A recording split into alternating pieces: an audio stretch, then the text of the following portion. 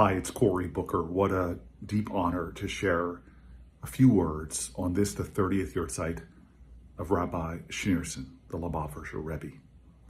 I actually remember exactly where I was when the Rebbe died. I was a man 30 years younger, an Oxford student, and I was on my way to Israel for my very first visit.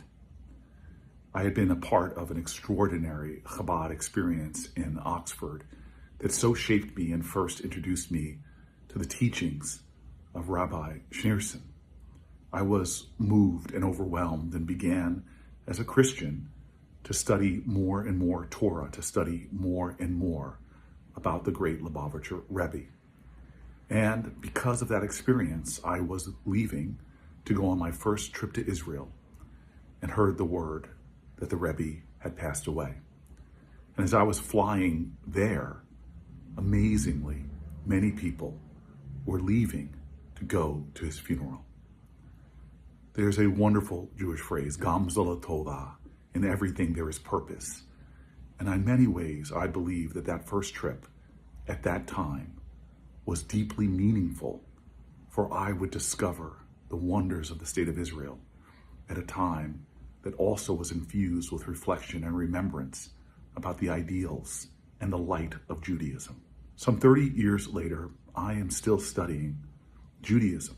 I study Torah every Friday with an incredible rabbi, Rabbi Davidson, Lubavitcher rabbi in Pennsylvania, and the friend that I was with on that journey 30 years ago to Israel. There's so much about my Jewish journey as a Black Christian that has been in every step of the way affected by the teachings of the Lubavitcher Rebbe and the people that have learned to continue his mission of bringing light unto all nations and all people. One of the things that I've loved in my learnings is to understand the oneness of all humanity, our interconnection. In many ways, it resonates with the ideals and the beliefs of Martin Luther King, who said we were all caught in an inescapable network of mutuality, tied in a common garment of destiny. This ideal that King spoke of is a universal ideal, and it's an ideal very central to Judaism. I've heard often people call to tikkun olam, to heal the world.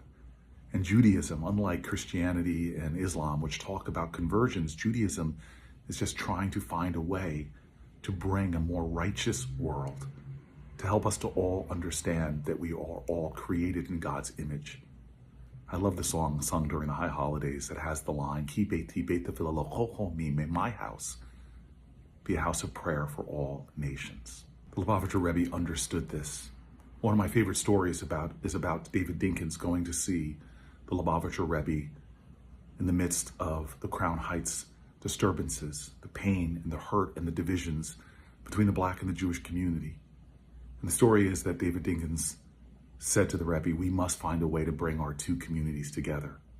And the Rebbe looked at him and said, no, we must find a way to bring our one community together. 30 years since my first journey to Israel. 30 years since the passing of the Rebbe. And still my life is inspired and affected by his teachings. He has in many ways been a light not just to the Jewish people, but unto all people. I am an example of that.